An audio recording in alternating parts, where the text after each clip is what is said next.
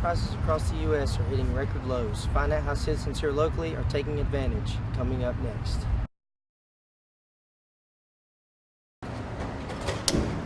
With gas prices across America dropping, people are taking advantage of being able to fill their cars up for less money.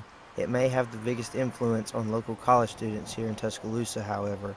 Instead of having to take the bus to class, now they can afford to drive to and from class. I would definitely say yes. I used to take the shuttle every day back and forth to school, but now that since gas prices have dropped to almost like 180, I drive every day now.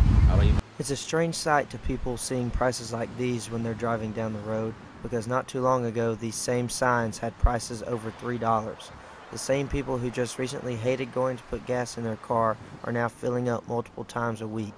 With the national average cost per gallon at $2.60 and even under $2 here in Alabama, citizens now have a little extra cash left when they leave the pump. The new low gas prices could also generate a lot more of this into the American economy. And by a lot, I mean $100 billion. I used to think about groceries and gas, how much I'm going to spend on gas this week and how much I'm going to spend on groceries this week. But since, again, the gas prices has dropped, I can focus more on groceries and not worry how much I'm going to spend on gas. Many factors are responsible for the recent decline, but the most important is the production of oil across the world. Oil production has increased every year since 2008, leading to a surplus supply throughout the world, especially here in the U.S. For the University of Alabama, I'm Tyler Tavell reporting.